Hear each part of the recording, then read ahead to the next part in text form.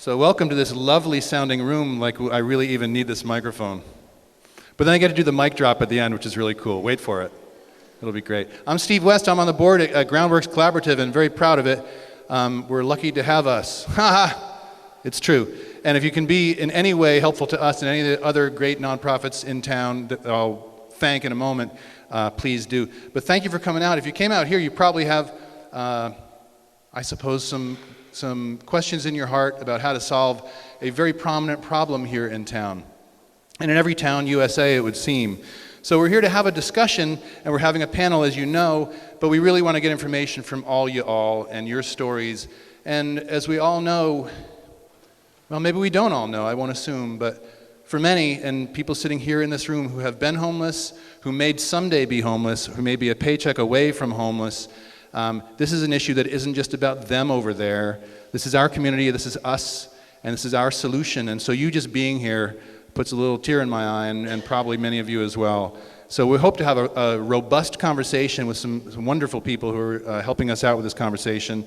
But most of all, we really want to gather from you ideas, input, reframings, whatever you got at the end of it. We'll be passing microphones around at the end. You'll see. It'll be great.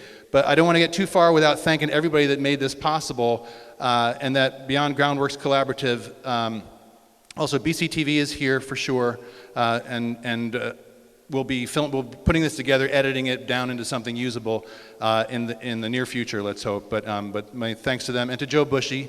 Round of applause for Joe Bushy, who's here. Thanks. And in addition to that, hang on, I want to make sure I get everybody. In addition to that, Richard French and the Works, who began this community conversation a number of months ago, we're now picking up the mantle. This is the fourth in a series that will be ongoing, and we're going to try to do this on a quarterly basis and have these sorts of community conversations, not experts talking to the community, but community saying, like, this is what's going on, we need to do this. Richard was kind enough to see a problem, he saw a problem and looked for a community-based solution and encouraged conversation. And each time we got together, there must have been 125 or more people there each time. So Richard French, thank you very much to you and the Works for starting this ball rolling. And when you came in, you probably saw Liz Livornia's photos on the wall back there. Where are you, Liz? Where are you, Liz? She's over here. There she is. Coffee and Conversation. You'll be seeing more about this in the near future, but very grateful to Liz for her work, which is stunning. Great shots of Ferris. Is Ferris here? Great shots of Ferris back there, if you didn't see. But thank you for that. That helps add to this whole conversation.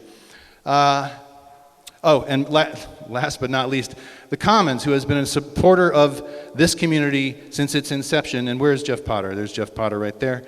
Thank you, Jeff, and to all that you do for this community. Yes, please. And if you have not picked up this week's Commons, I encourage you to do so. There are a number of articles in it that are pretty stunning. And I will say, Jeff Potter himself wrote one of the most moving pieces I've seen in a newspaper in a long time about this very issue. So thank you for that, Jeff. And if you haven't read it, bring the tissues. You'll appreciate it. Have I hit everybody that we want to thank? Oh, it feels funny for me to be in this room without, as some of you will remember, the last time I thought of, I felt the presence of Melinda Busno, other than at the drop-in center, was in this room when the community said goodbye to her. So I just want to throw a little out there, put some Melinda on top of this. Melinda, of course, the longtime leader of the drop-in center.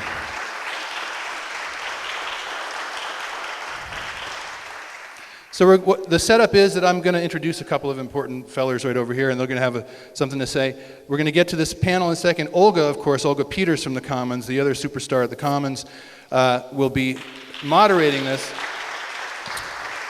And let me also shout out, I'm seeing a lot of familiar faces and not familiar faces, but a lot of important players, not that anybody's any more important than the other, but members of the community who do this sort of work all the time. I see you and I know many of you, and I'm deeply grateful for those of you who come out on your time to say this is an important issue. And I see Becca Balint here is going to be part of our dais here, and others. So all of you have it in your heart to make this a front and forward issue. Congratulations, you're winning the human thing.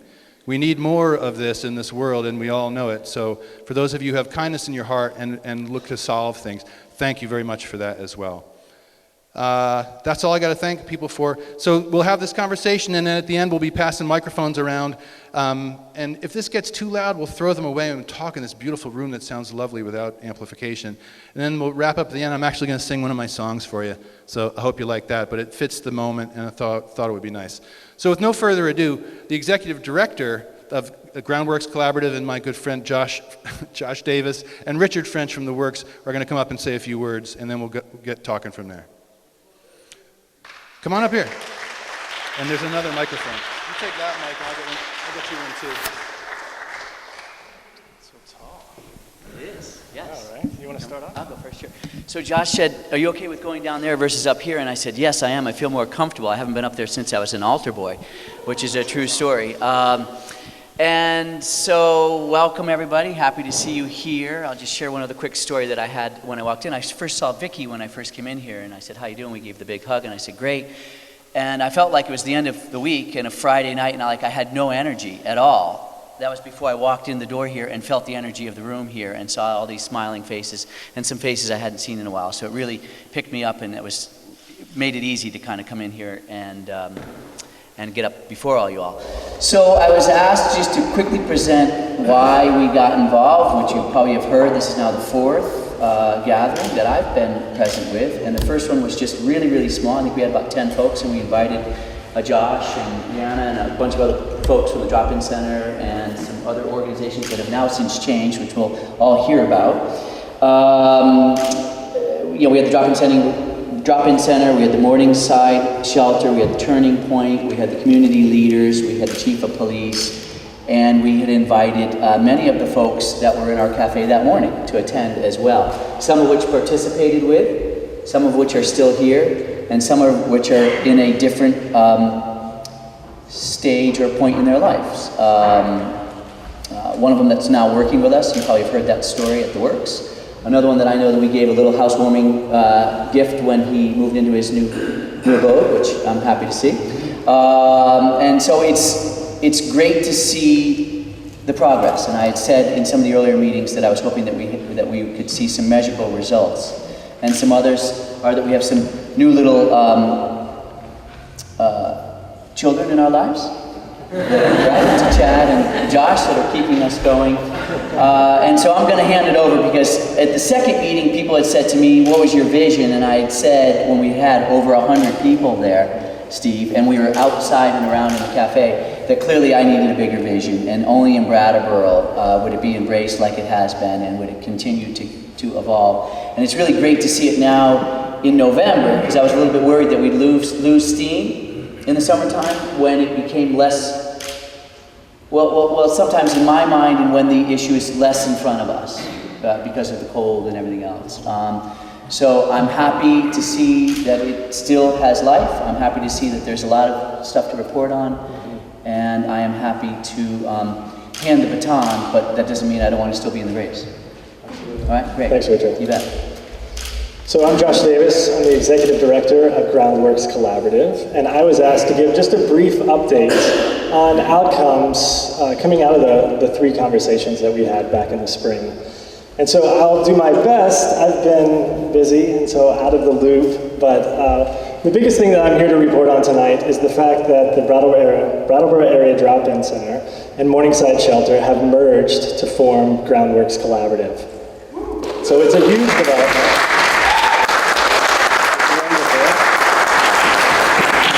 We're about 5 months into this merger, and we're already starting to see some of the impact. And we were talking about the merger when these conversations were going on, and many of the topics that were brought up in the conversations were things that influenced our decision and influenced the discussion of the two organizations leading up to the merger. So it's really wonderful that these two things kind of coincided back in the spring. And so now that we're a few months into it, what are we seeing in terms of an organization also reflected back to those conversations in the spring? We're building a single point of entry for homelessness services in this community. It's a big deal to have one agency that can head this up, cut out some of the gaps, some of the silos that happen when people are shuffled around from agency to agency to get the assistance they need. Also, we've created more space at the Drop-In Center. One of the issues I think one of the impetuses for starting this conversation is the fact that there isn't really a day shelter space that's appropriate for the need in this community. And so that bleeds out into places like Richard's business, the library, and etc. So we're able to rearrange some of the space over at the drop-in center, and now we have a modest, but there is a day shelter there. Something that I'm really excited about, and you alluded to, is that we've housed about 15 of the long-term emergency shelter clients over the last 6 months. It's unbelievable, unbelievable.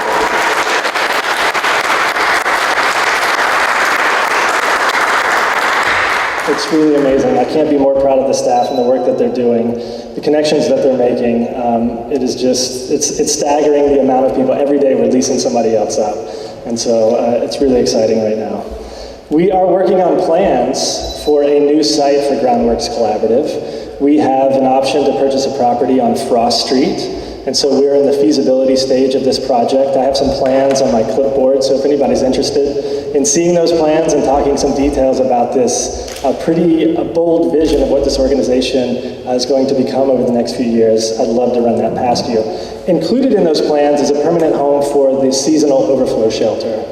And so I'm sure some of you followed in the paper. We weren't exactly sure where it's going to be. This property is actually up for sale, and there's a sale that's about to happen. We didn't know if we were going to be able to have the shelter here again this year.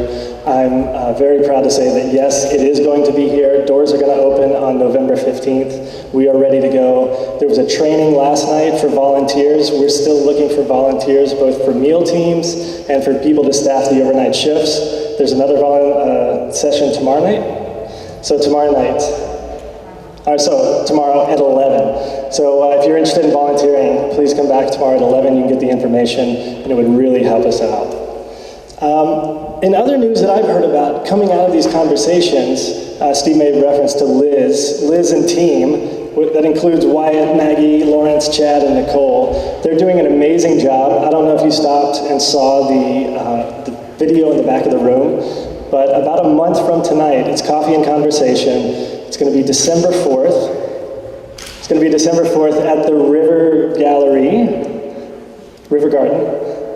Got it. Okay, it's going to be at the River Garden, and then December 5th, we're going to have a special event that will probably be number 5 in the series of these conversations. So go ahead and mark your calendars and come join us then.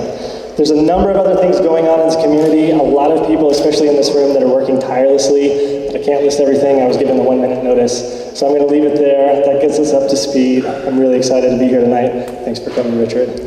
And I'll pass it back over to Steve. Thanks, Josh. Thanks, Richard.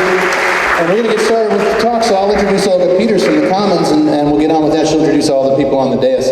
But again, thanks to everybody. And I was remiss, one other thank I wanted to throw out there. For those of you who didn't see the Commons also this week, on the very front cover is the smiling face of Jean Dio, who ran Gracie's Kitchen here for 11 years.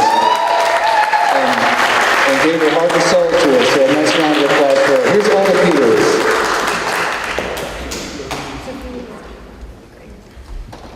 So what a wonderful panel. I'll start with our introductions. I think Steve did a great introduction of me as moderator tonight. Thank you, Steve. Olga Peters from the Commons, senior staff reporter. Down at the end, we have Becca Balint, who is one of our senators for Windham County to Montpelier. Thank you for coming out tonight. And you serve on the Economic Development Committee, and you also have a background as an educator. And it's Economic Development and Housing. Economic Development and Housing. Thank you. Next to Becca is Chris Hart. She is the Executive Director of what most people will know of as the Brattleboro Housing Authority. They have recently changed their name and are working on building some new property in town. The new name is the Brattleboro Housing Partnership. And the new property they're working on is Red Clover Common up by, on Canal Street, Walgreens, heading down to the high school. Next to Chris is Lawrence Wardlaw, who agreed to join us tonight. And he's going to share some experiences of what it means to have experienced homelessness. So thank you, Lawrence. And then, of course, you already met the wonderful Josh Davis. So fantastic. I would love to start with you, Lawrence. He's being so game tonight, you have no idea. One thing we want to talk about tonight are a lot of the myths that are held in society about homelessness. And we're hoping tonight to be able to wipe away some of those myths and talk about, get down to the realities. So I would love it if you would share some experiences about what led to homelessness for you, and what did it feel like to be homeless in this community?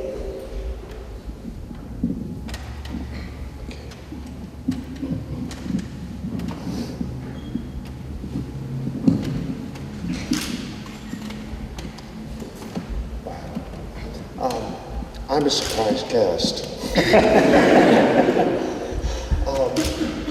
The experience for me being homeless is something I wouldn't trade for anything else in the world. I was homeless for 10 months from July 2014 until I moved into my own space in May of this year. 6 months of it was at the overflow. The prior months, I stayed in hotel rooms until my Social Security disability income ran out, and spent 7 nights in parks in downtown Brattleboro until I remembered I had a broken down SUV that I could live in. I lived in that car only to sleep, because I spent all of my time during the day at the Works Bakery and Cafe. I like to stay busy. Even though I'm homeless, I'm simply not going to sit around. So I would occupy my time and my frustrations with what had happened to me by collecting buttons. I love them. But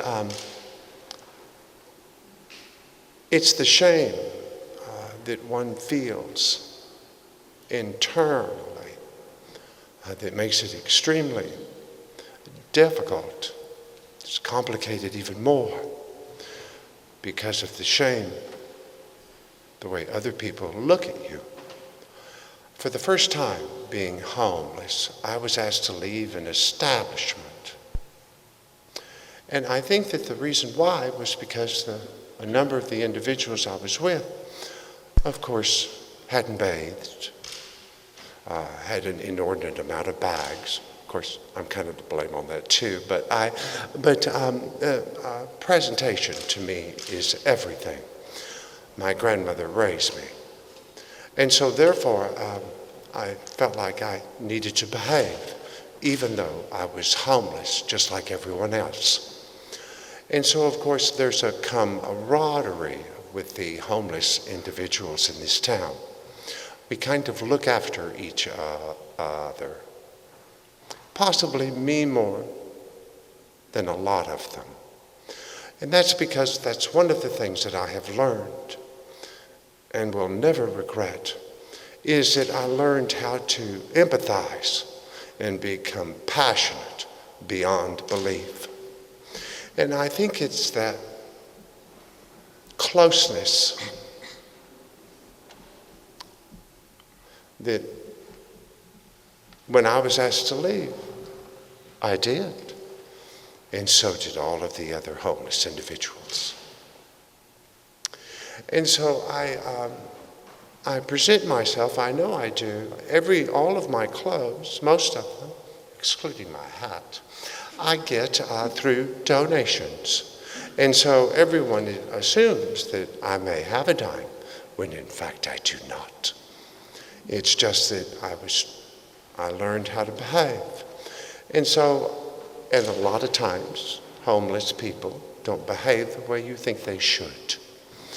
But that's a preconceived notion on your part, because more often than not, you don't know where they come from or what they have experienced until you do it yourself.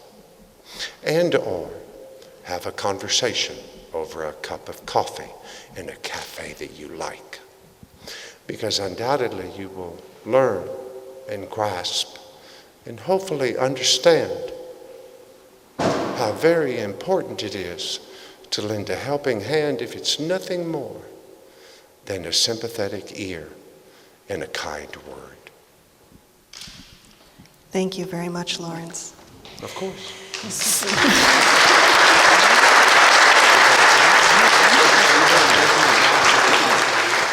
So before I go on to speak with the other panelists, I hope you would all just take a second and envision in your mind when someone says, oh, so-and-so is homelessness, what is the picture you get there?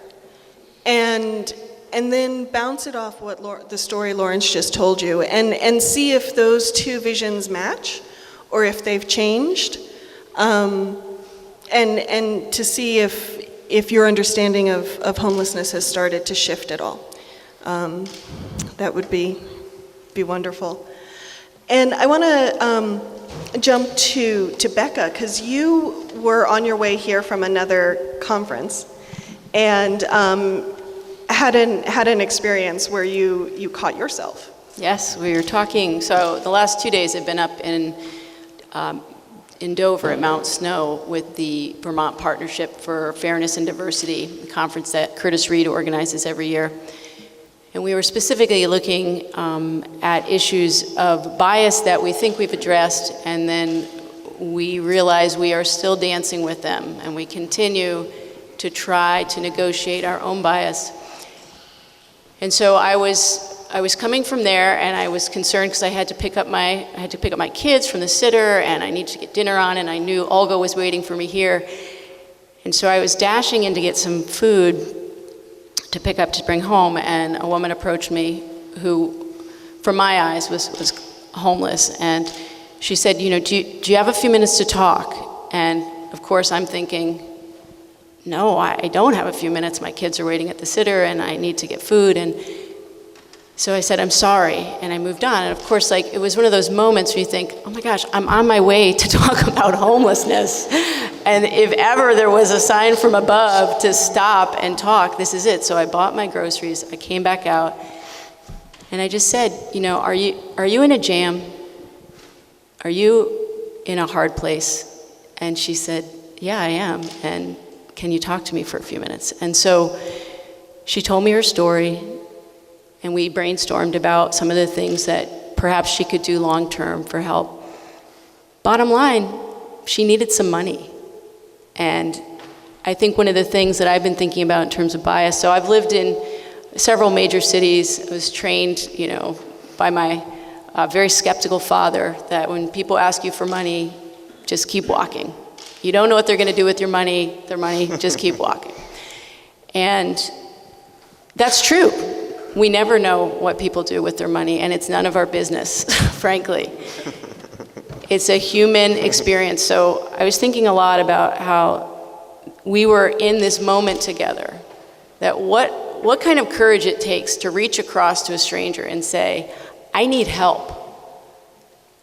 And so in that moment, I gave them the money, and we talked some more, and she threw her arms around me, and we talked some more. And I drove home, and the whole way I kept thinking, was that the right thing to do?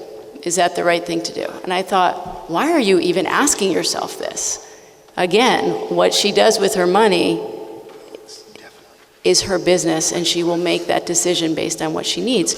So I came home, I was still processing, and I told my babysitter about this.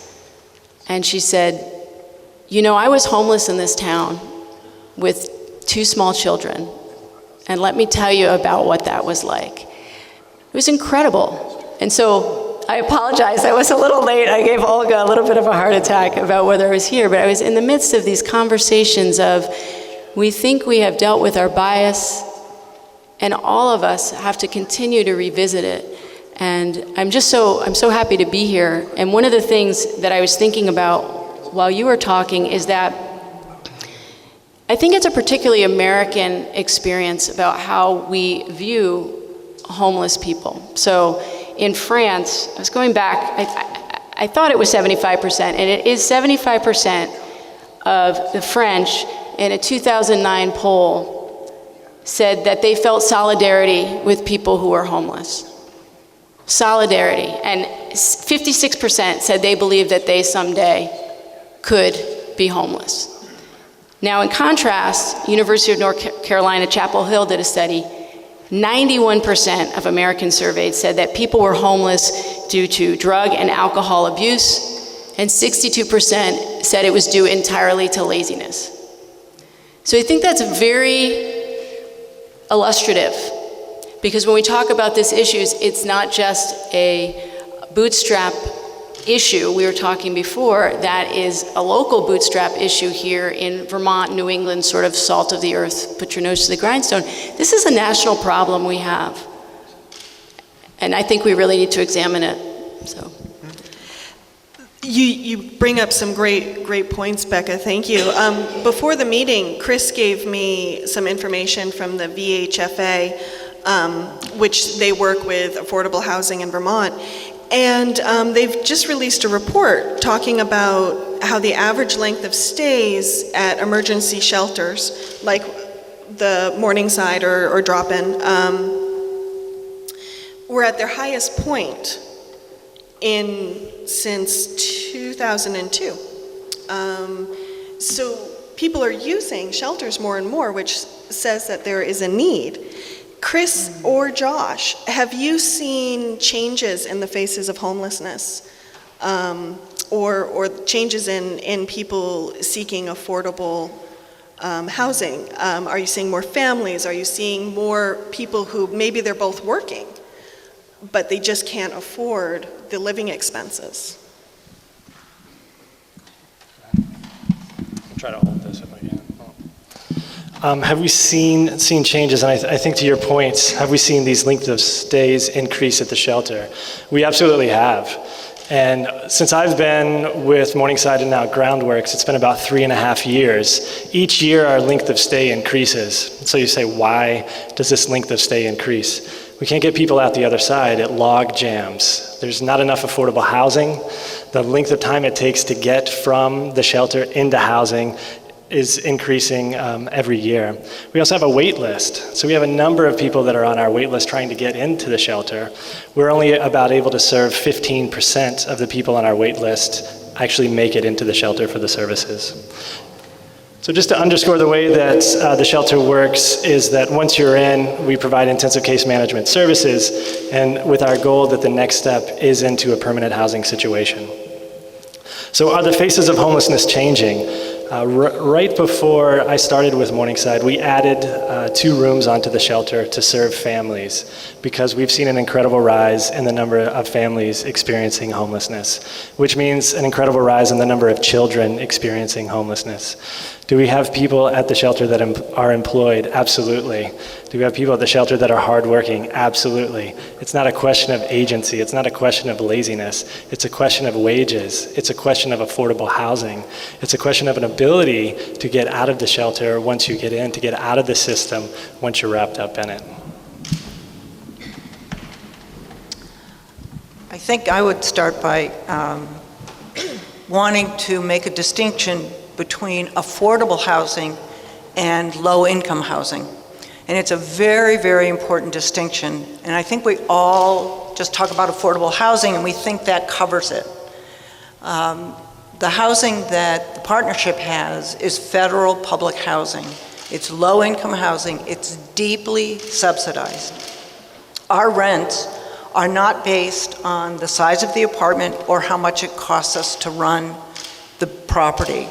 Our rent is based on 30% of your adjusted gross income. So I can have somebody paying more in a 1-bedroom apartment than a family that's in a 5-bedroom apartment, because the size of the apartment doesn't matter. That is very scarce, a very, very scarce resource. We have 284 apartments in Brattleboro that are deeply subsidized. I have a wait list of 1,138 people as of today for those apartments. What we have seen, which is really dramatic, is that the turnover, the number of people leaving our public housing has gone from an average of 50 to an average of 25 a year. So we have 284 apartments, we have a waiting list of over 1,000 people, and we have 25 of those apartments that become vacant and therefore available for the next very low income family. You do not have to have an income to get into our public housing. In affordable housing, you have to have some income. It's affordable, but you still have to pay for it. In public housing, you can have zero income, and we will take you. We'll take you with income, and then you can lose your job.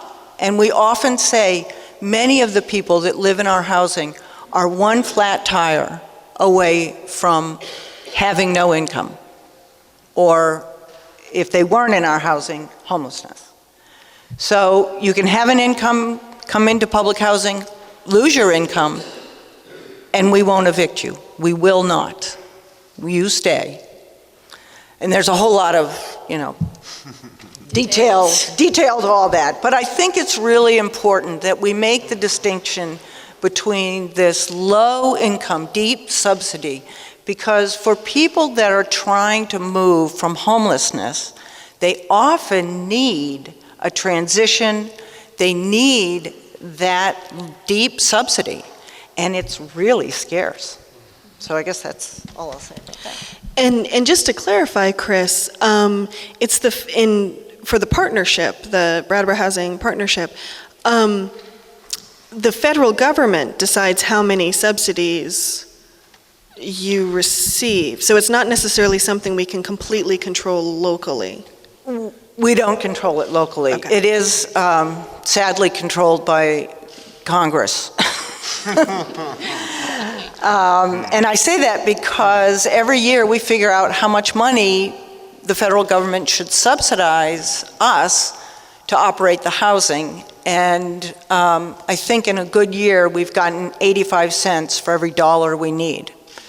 The federal government really wants to get out of the public housing business. And I don't know how we will replace that deep subsidy.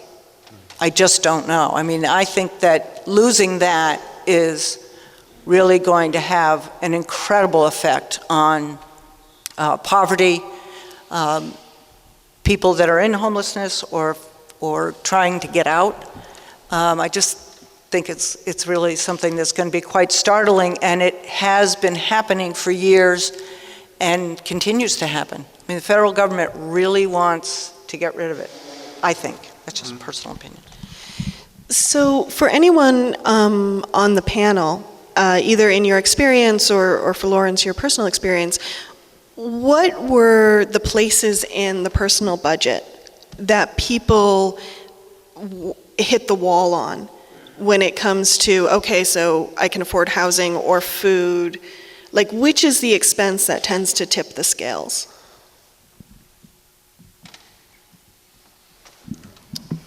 In my experience, it varies, of course, from family to family, but medical expenses, transportation. Chris was talking about one flat tire away from being homeless. We see a lot of individuals that have chronic health issues, those two are the primaries that we see leading to homelessness. Becca, you had touched on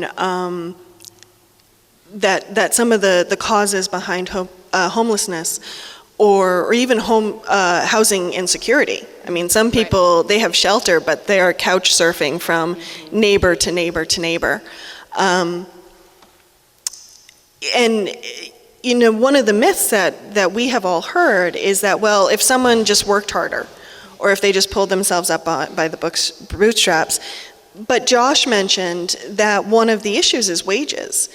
And as a reporter, one thing I see over and over again when I'm covering economic development issues is we're living in an area where expenses and wages just are not in alignment. From the broader state level picture, has the state identified some of the causes behind that, or is there anything in the works to help remedy that imbalance?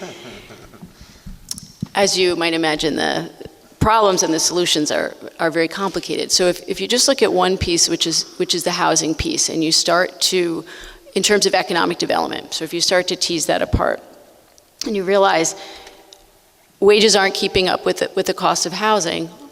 However, the housing itself isn't available, as you just spoke to. What was the number for the waiting list? 1,138. 1,138, and that I'm sure is replicated throughout the state, similar numbers.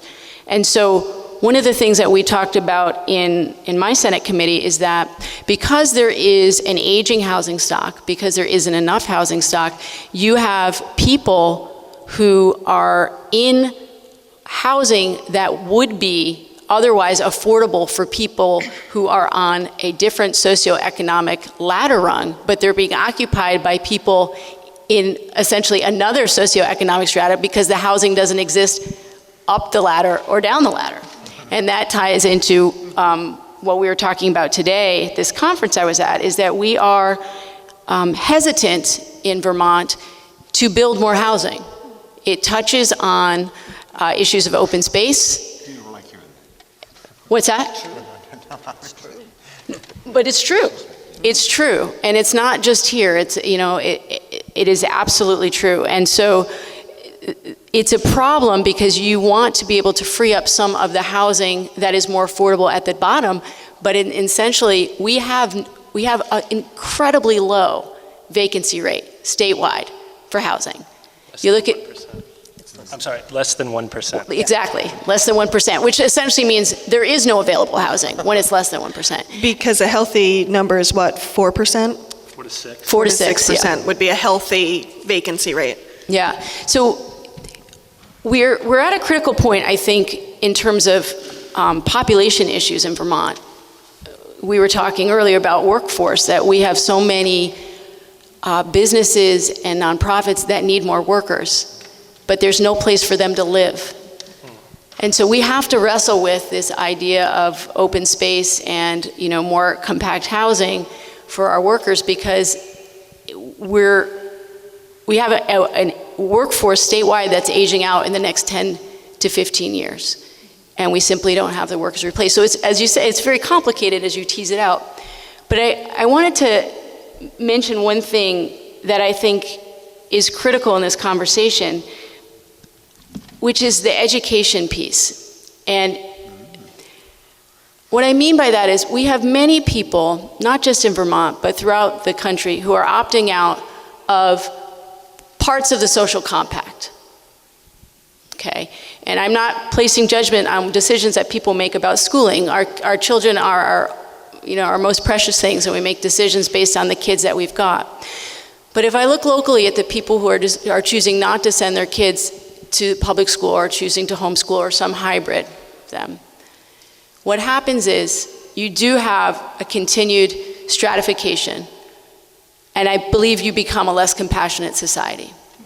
So that when my kids are in public school here in Brattleboro, and because they are in school with people from many different backgrounds, we can have really intense conversations at home about why it is that some of my sons' or daughters' classmates are living in tents. And to have that conversation with a 5-year-old or 8-year-old puts it in very harsh perspective, because they just cut right through it. Why are there people in my class who don't have housing and they're living in tents? And that's the kind of conversation I think that needs to happen person to person in these committee rooms, also in the Senate and the House, that it isn't bootstraps. And certainly these kids are not responsible, regardless, for any decisions that their parents have made. So I just wanted to make sure that we think about the social compact, because at times I feel like it's fraying, and it deeply concerns me. It is interesting that in a world where there is so much social media and there are so many ways to connect, we can actually also shield ourselves pretty easily from that which we're just like, oh, don't want to know. So thank you, that's a really wonderful point. I think, Josh, in other conversations, you have talked about sort of that myth of pull yourself up by the bootstraps. Can you speak to that? Yeah, I think we're dancing around it, and it's fascinating. I'm enthralled with this conversation. This is great. So thanks to ChangeWorks. Thanks for the comments. This is exciting. One of the things that I'm stuck on that I see that is really a lot of the inspiration for the work that ChangeWorks is doing is our understanding of poverty, our understanding of homelessness is influenced so much by this idea of the charity model, that it goes back decades, that relies on individual agency. So we have deserving poor people that are working really hard to get themselves out of the situation, and then we have lazy people. And so then that, in turn, this level of worthiness for assistance is based on that willpower, that drive, that character, that motivation. And so if you're in that and you're receiving the benefit, you're okay. But if you're outside of that, it's a very shameful experience. We push people out that aren't strong economic producers in this society. So that in turn informs programs. And so if you follow that mentality, and how does that thought come into actualization, where we have rules that creates an us-them dynamic. We've kind of been dancing around that, but it's very much there's homeless over there, and there's me that has a home over here, and our needs are very separate. We lose this disconnect of this human connection. We only help out in crisis for short term. Things have to be really bad before the assistance comes in. And so the power goes off. You have to be evicted before these services come into play. And we literally had to turn people away, and we do turn people away to say, okay, when it gets worse, come back and then we can help you out. It's basic needs only, talking about the benefits cliff. So as you move up and get more benefits, and then you start to make money, let's say you get a job, benefits just shut off, and it leaves you hanging, and there's no carry through, there's no support for that. And this myth that the benefits fosters dependence on the system, which it really doesn't. And so the alternative, and if I could just put an alternative out there real quick, is that we all need support to reach our full potential. If everybody in this room thinks back in their lives, there are key moments in your life where you got the support that you need to help you reach your full potential. And our communities are stronger when all people can realize their full potential. And when we support well-being, when we make sure that everyone can reach their full potential and fully contribute to our communities, then it drastically changes what those programmatic responses would be. Then we're talking things like social relationships. We're talking coffee and conversation. We're talking community resources. We're talking opportunities for everybody in our community to thrive, not just some people to thrive. And so I have no idea what the question was, but That's okay. I think I got there. Chris, I saw you writing something down. Did you want to add something? I was doodling. Oh, okay, doodling's fine. Doodling is allowed. I erased it. That's the sign of a great mind. But I do think, I just want to pick up on what Josh said. One of the things that I always tell our staff, especially when they first start with us, is that it is extremely important for them to learn how to lose their middle class values and to meet our residents where they are, where our applicants are, not where I am with my background, but the person who walked in the door, where are they in their life and what is going on for them? And then we can start to really give them assistance or a path that works for them. And I think that's to what Josh was saying. I think we have so much, and you too, Becca, we have so much of our own lens that we put on this.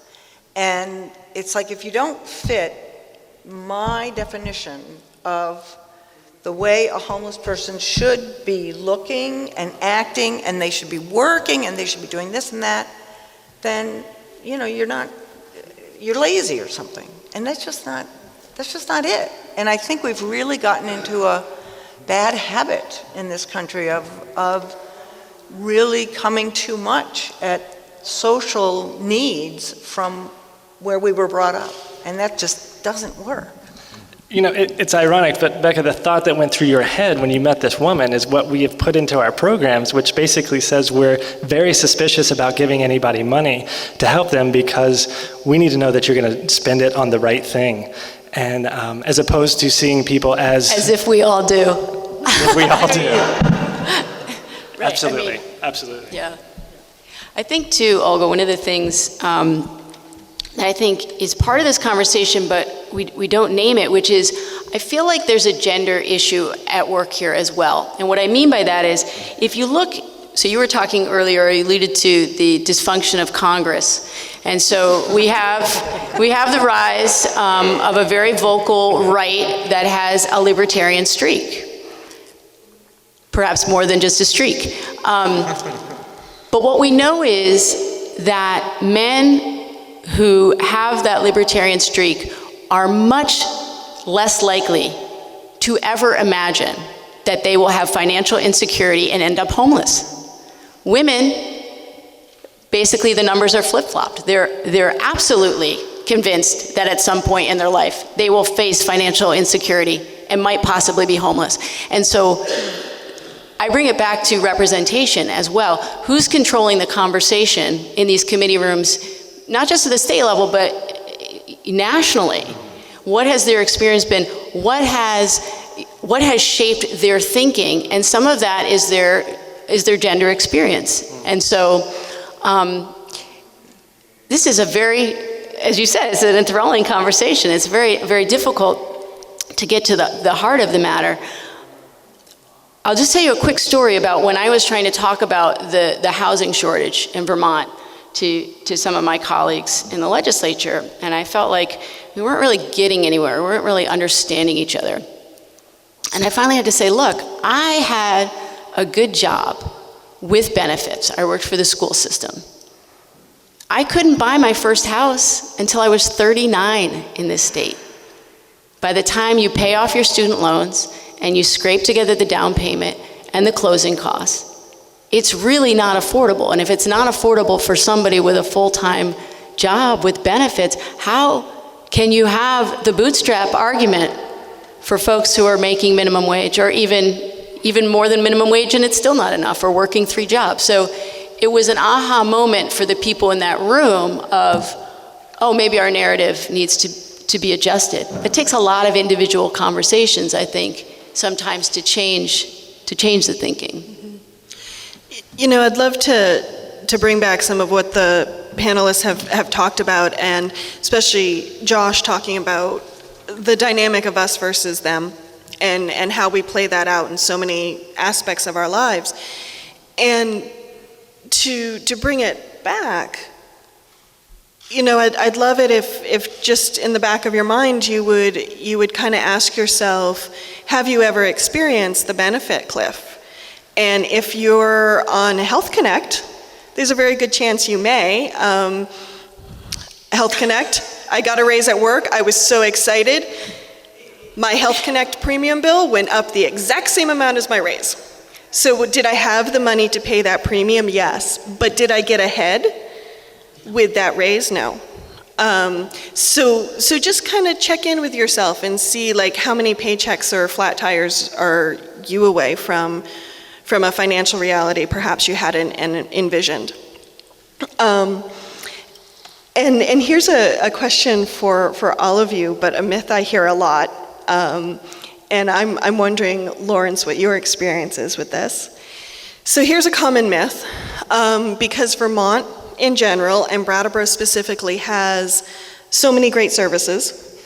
People are moving here just for those services. I see Chris giggling. So Lawrence, how many people do you know who moved to Brattleboro just so they could use Morningside Shelter? I'm sorry.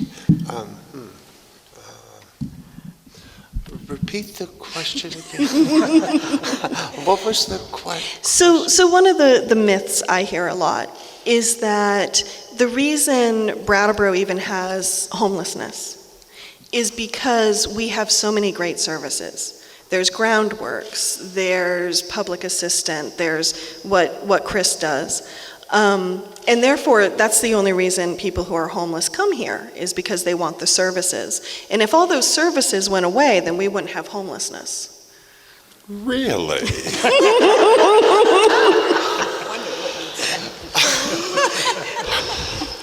My word. Is that how it works? Well, they're terribly deceived. I think that's really, it's amazing to me how individuals jump so quickly to a conclusion. It's amazing to me. I'm afraid I don't know a great deal about the Morningside shelter at all. I never signed up or applied there to have a room. I never considered doing that because everywhere I went was at the drop-in. They've been exceedingly kind to me.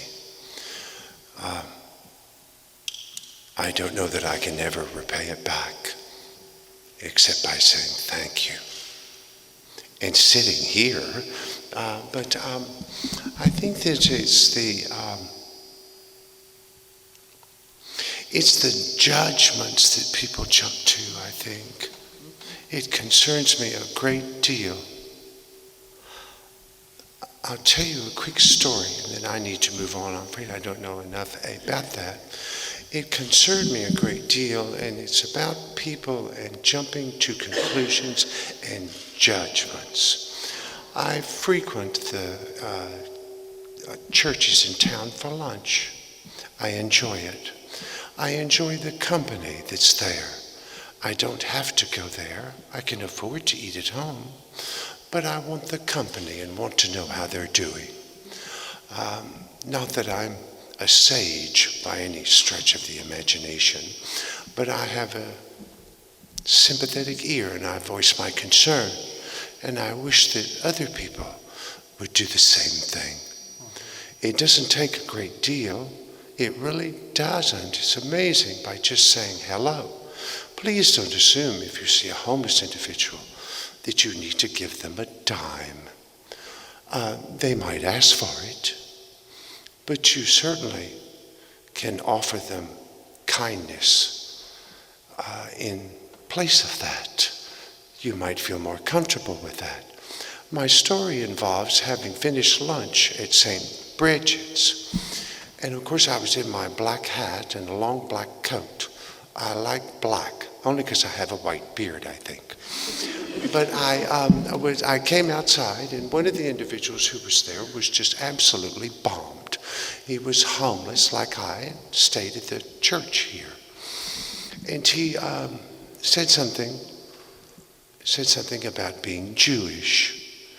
And I didn't say anything, and he said it again, and continued to say it. And so I felt as if that I don't like confrontational conversations, and it was a difficult conversation. Believe you me, I have nothing against any kind of religion whatsoever, but for him to say something like that, and then I turned to him and I said, "Excuse me, I'm not Jewish." And he said, "What?" And I said, "No, I'm not Jewish at all." And he said, "Well, you dress like one." And I was absolutely floored that someone, even in something as simple as that, having broken bread in a church, that he would accuse me, not even accuse, but in an accusatory fashion. It was absolutely unfathomable to me that someone would jump to a conclusion like that without simply getting to know me first. Later in the evening, I came to supper here, and the synagogue was serving the meal.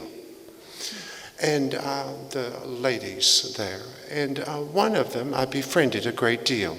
We like to talk buttons, of course. And so she sat with me while we ate, and I looked at her, and I really didn't know her that well, but I was so concerned that I looked at her and I said, I'm sorry, please don't be offended, but I told her what had happened to me. That I was very upset about it because I felt as if that I was mocking something else when it's simply me. I am who I am. And yet for someone to put a label on me like that,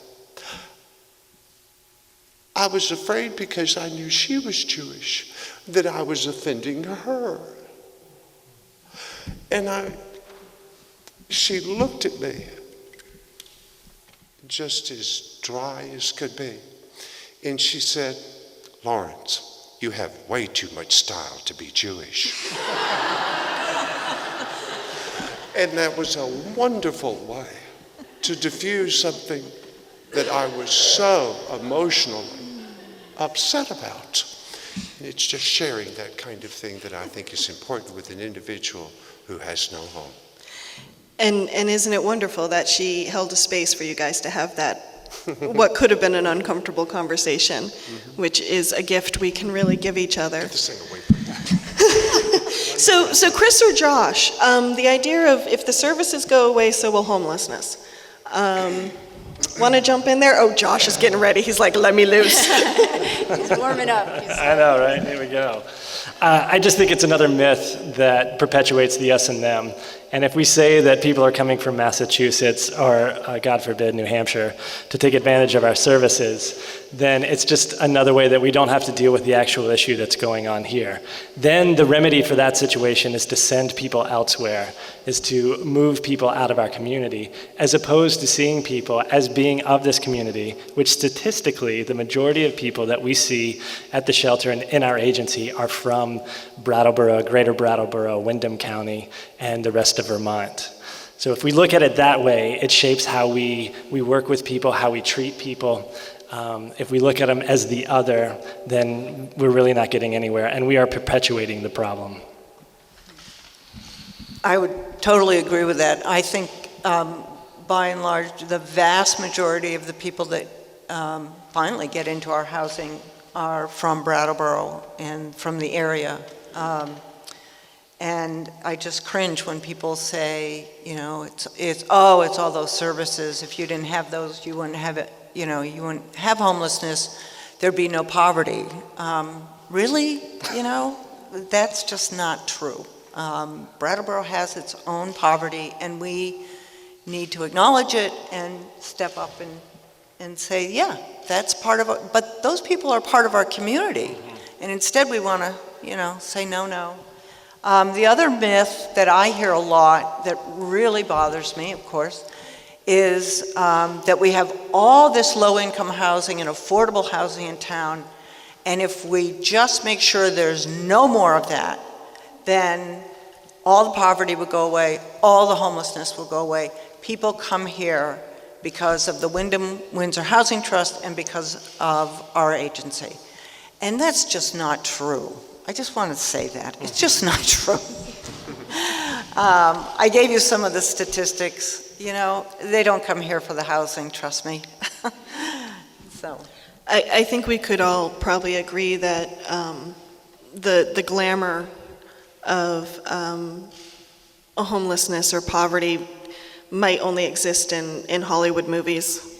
It's not a path that someone might happily choose. So we got started a little late, so we are running a little behind schedule, but I want to open it up for questions and answer. So Scott and Steve will be walking around with microphones. And so if you would like to ask a question, please just...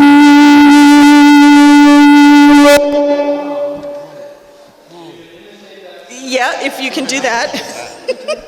But if you're someone who is shy and doesn't like to speak in public, the surveys that we handed around, feel free to write questions on the back of that as well. and hopefully someone will be able to get back to you with those. Okay, first question, thank you. First, thank you for this very informative and important discussion. I have a personal interest because my daughter Sarah had a wonderful internship at the Commons newspaper when she was a junior at Compass High School. One of her assignments was to look at the issue of homelessness in our region, and in particular, youth. She arranged a confidential interview with a young teenager who for reasons completely having nothing to do with him, had become homeless due to an unsuitable situation in his family home of origin, and as also being involved in education in the area over the years. I know that many youth face homelessness because they do not have a suitable home. And they have special needs and sensitivities, and I'm very concerned that our community move ahead as well. You talked about some wonderful initiatives of collaboration. What are we doing for our homeless youth, and how are they able to lead us, and homeless people in general, to lead us toward a solution that works? Because I feel that you, who work in the field, and the people themselves ought to be leading us toward a solutions. Thank you. Thanks for the question. Just real quick, we being Morningside Shelter started a youth shelter here in Brattleboro. It's a really interesting model where we rented a 4-bedroom apartment. I see Sue back there. It was thanks in part to a United Way grant that helped us get this started. So we rented a 4-bedroom apartment. We have a resident manager that is on site, and then we use 3 bedrooms for youth shelter. Again, connecting to intensive case management services so that people can transition out of the shelter into permanent housing. You're right, youth homelessness is a huge problem. Youth usually don't do as well in the shelter themselves. They do much better amongst peers, so that's why we had this idea and worked with youth services. It's the battle of the bands tonight, so that's where youth services is. They're busy putting the word out there. We tried to replicate this and are replicating this up in the Rockingham area as well. And so there is some inroads there. And you're absolutely right. How can we as a community, how can we as social service agencies create space so the people that use our services tell us how those services should be administered and what that looks like, as opposed to the funders telling us what our services are and what that should look like. I mean, it's a tough dance that we do. We're in the middle in terms of human service providers. But I do think as a community, we can do better to listening to everybody that is part of this community. Thank you. Do we have another question?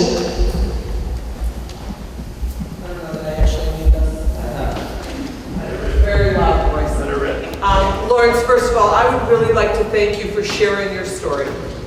I think all of us need to hear things like that so that we remember that there are faces to all these people that we're talking about. But something that I wanted to say is, I think it's a myth that people believe that homelessness can't affect every single one of us. Every one of us is just a step away. One catastrophic event can send any one of us into that situation. And I'm frankly very concerned about that because I see single mothers with kids. I'm on the youth services board as well, and I see the problems, and I see that people are hanging on by their fingernails. And I worry so because we don't have housing. And this is like such a great step because it's like a stepping stone. We're really facing it, and I'm really proud of our community for what we do. And I think there's a lot of people who don't realize what we do here, going on underneath all of that. I was a single mom. I was so grateful for the community that I had around me that kept me supported. When I was on fuel assistance, we had local businesses that helped. The fuel company helped me, the electric company helped me. I was one step away from the welfare system, which I was on food stamps. I used to go out of town to use my food stamps so that my neighbors would not know. And I considered myself a middle-class, well-educated person. So it's a myth to think that there are people, that these people that we see walking around aren't like every one of us. So I want us to be really aware that that's something I am so acutely aware of, that it just takes just one catastrophic event to send any one of us over the edge like that. And we better hope that we have this community to support us.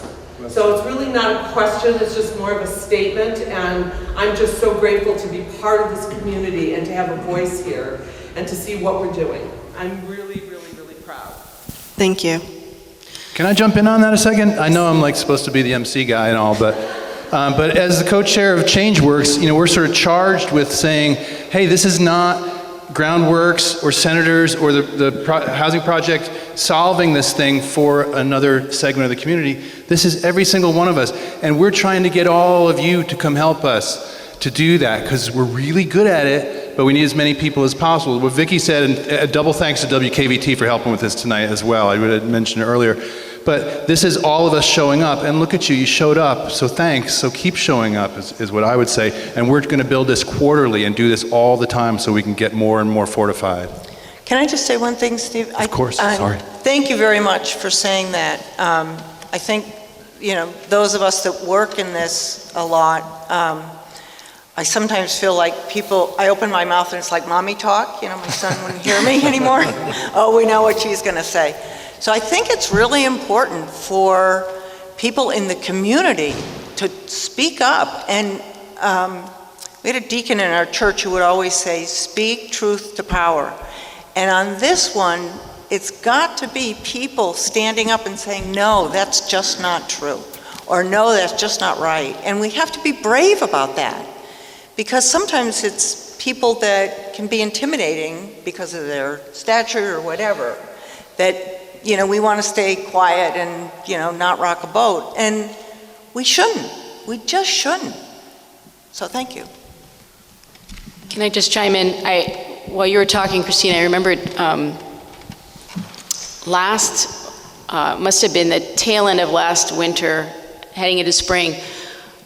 I run a lot in the morning. I run out Main Street and then up Upper Dummerston Road and do some miles before the sun comes up. And I ended up talking with one of the workers who was at that point working on the Brooks house. And his story was amazing because he was biking miles and miles from Dummerston, backwoods of Dummerston, to get in to his job at the Brooks house because he didn't have reliable transportation.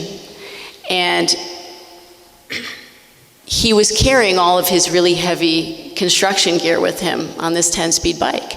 And I thought, here's a perfect example of somebody, it's that, paycheck away, right? He needs to ride his bike because he lost his car. He's still trying to get to work. So the myth of the laziness and the bootstraps, it was an amazing connection that I made in this morning, feeling like it is all of us together in community, and we have to know each other. It can't be the other. We are a community, regardless of whether you live in an apartment or own a home or are at the homeless shelter for one night or many nights. We are the community. They're not apart from it. Yeah. So I think it's a change in the way that we think, and it's not easy. Than't you, Becca, that was wonderful. Got a question back here. Got a couple of them. One here, and there was a woman up front as well. Okay. Well, I start here? Okay, I just want to thank everyone. This is wonderful. I'm coming in. I've heard about some of the activity. This is the first dialogue that I've been able to attend. But building on some of the comments that have already been said, when I came here today, one of the thoughts I have is if each of us can challenge ourselves to bring 2 friends to the next presentation, and that we start multiplying and that we start the dialogue, that we leave here with the goal of let's talk to 2 friends, and that's how we build this network. It starts with us. So I'm going to challenge myself. Is it December 5th? December 5th, special event. Is it a Liz Friday? and team. What night of the week? Saturday? Okay. It's a Saturday. Okay, thank you.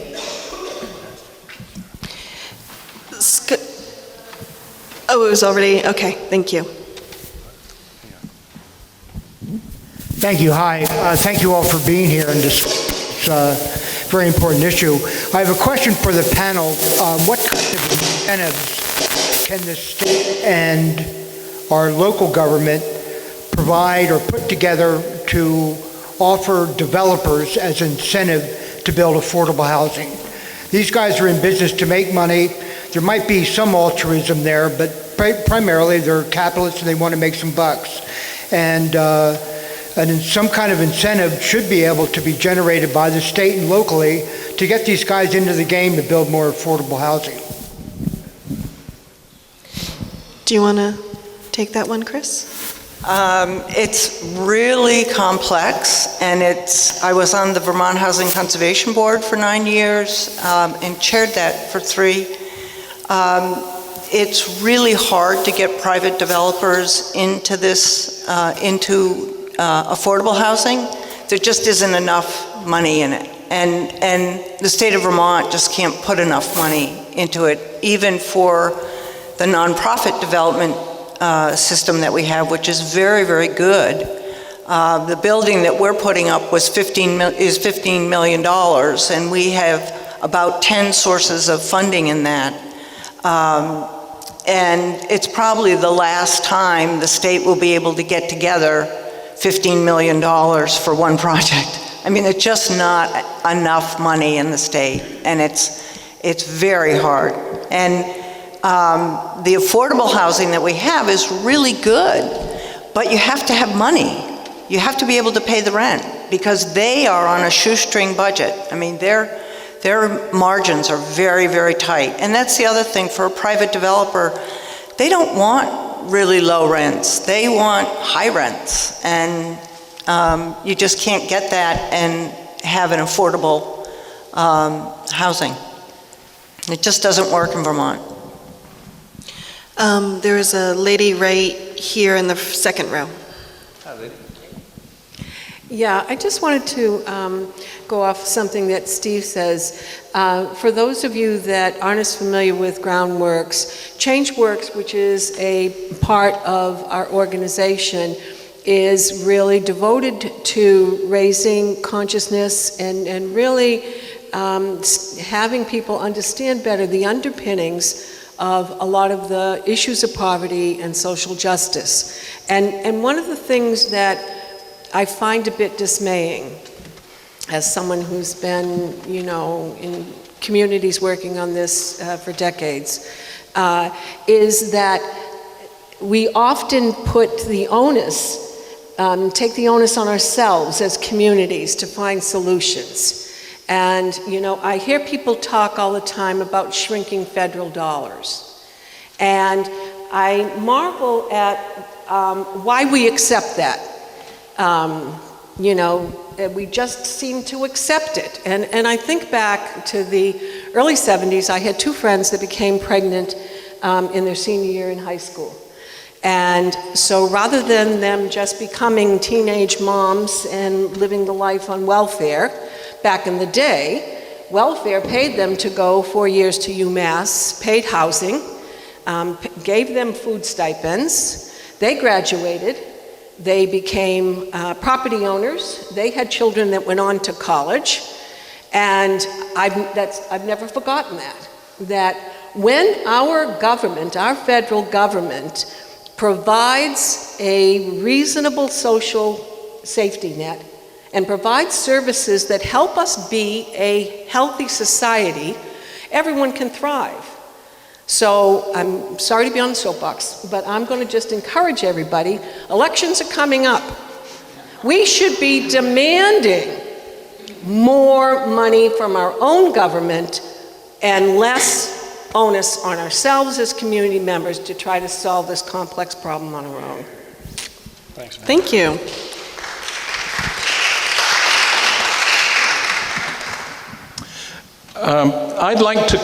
Chris, I'd like to take up your answer to this gentleman's question. And I think behind his question was thinking that I share was, no, developers aren't going to voluntarily roll up their sleeves and start digging into affordable housing, and no, we can't really look to the state for the funds to support that.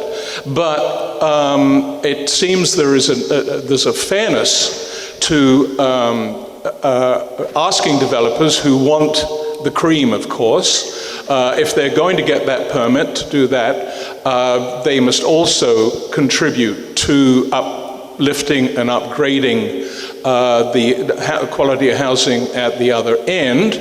And the place to start that is with local legislation requiring some kind of contribution by the developer to the other end of the economy, and that seems to me to be an initiative that could be progressively undertaken. But I'm also wondering if there are models of this thinking already in place out there that Brattleboro and Windham might be able to become informed by. There are a lot of models. There's zoning, there's inclusionary zoning models. Massachusetts has law that gives developers a bonus if they in fact put some affordable housing in a development. So there's a lot of models for doing it. I would say that it's getting consensus and a political will to put it in place. Repeat that, please. Consensus and political will. Got a question over We here? have two, yeah. Yeah, I wanted to thank Lawrence, first of all, really, for coming to share his story. I appreciate you being part of the panel. And I wanted to ask, to what extent, to the whole panel, to what extent the individuals that are actually experiencing homeless or have been recently resettled are involved in some of the brainstorming or some of the discussions that are going on within the social service organizations, and not just in discussions like this? We don't have any formal processes in ChangeWorks, but we have a number of informal conversations that happen on a daily basis to check in. How are we doing? What would you like to see? How things going? Also, it touches your point, and like to make this connection, again, I have to plug Seasonal Overflow Shelter. We need volunteers. You want to hear stories? Come down, volunteer, listen to some stories, see what's going on. Well, it's not so much to hear stories, but I'm curious to what extent individuals are involved in some of the decisions. Yes, I understand the point, but I just wanted to emphasize this connection, this human connection that we've been talking about all night. This is a great opportunity to do that and to give back to the community. I think that I know we have 3 transitional programs that we're involved with, and the fellow that runs those for us, David DeAngelis, is here. And I would just say, along with Josh, we don't have a formal committee, and at one point we did actually have a formal committee for one of the programs, and it was written into the grant that a member, somebody that was living in the housing being supplied by the program, had to be on the committee.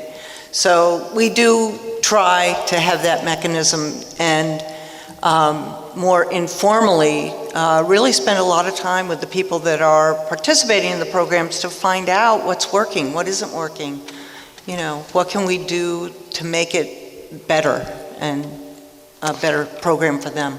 Which just keyed a thought for me, we have a Shelter Plus Care participant that has joined our board of directors, so. And I think we have time for one more question. Byron Stuckey has a question.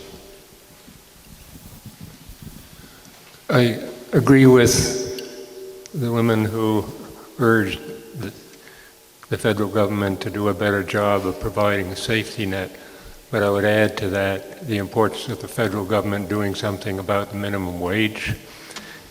That if we had people earning a livable wage, it would solve a large part of our housing problem.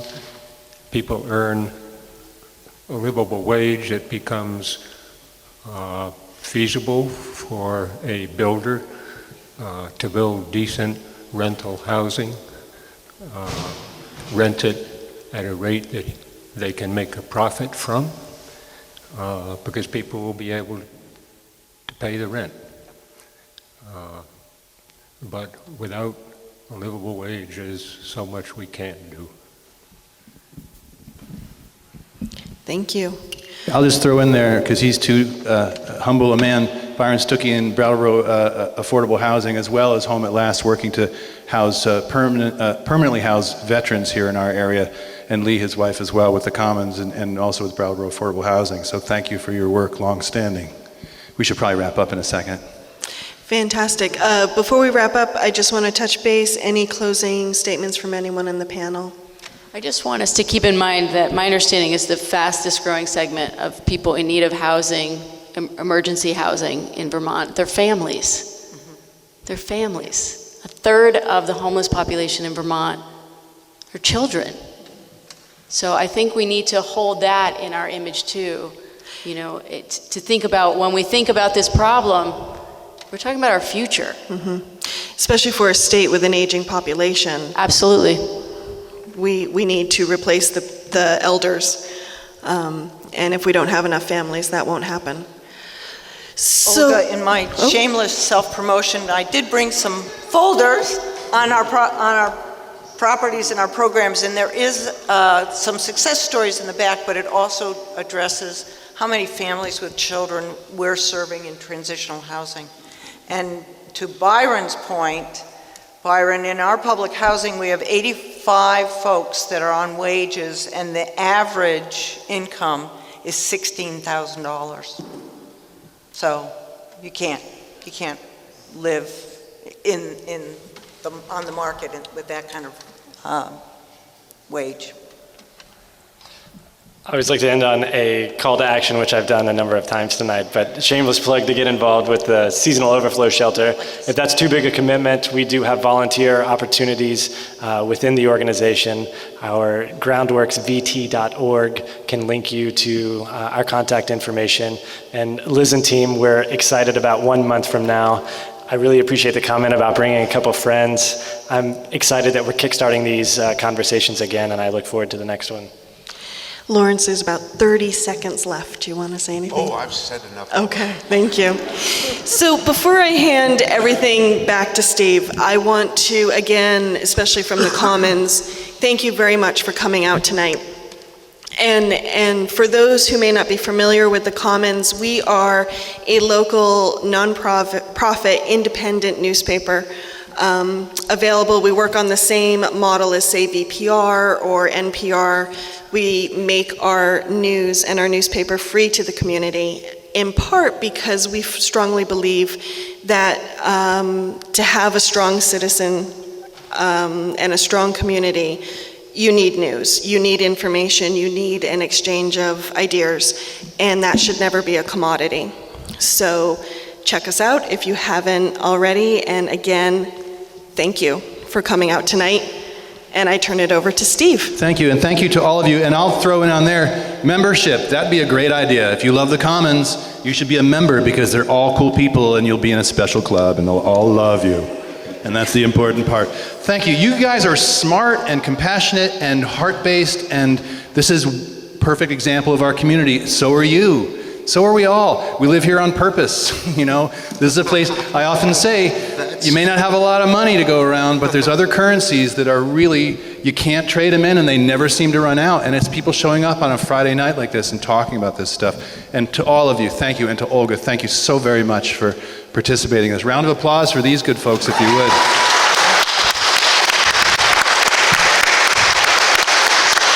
So,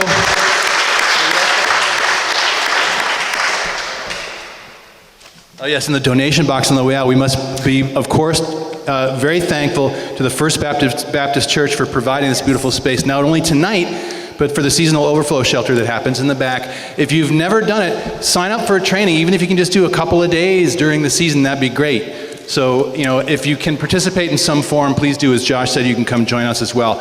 I'm going to sing a song, so run now if you don't want to hear that happen.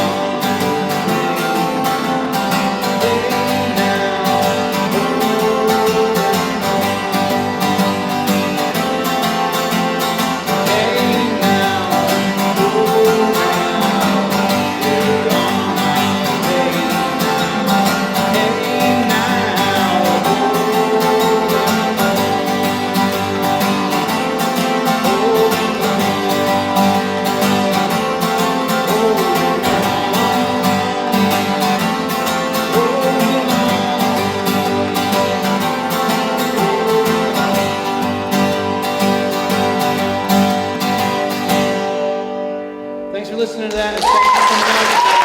Very kind of you. Thanks to Jerry Bishop for doing all the camera time. I did every last one of you. Thank you real much. December 5th, River Garden. December 5th, please come and bring 17 friends if you would. So thanks, have a great night.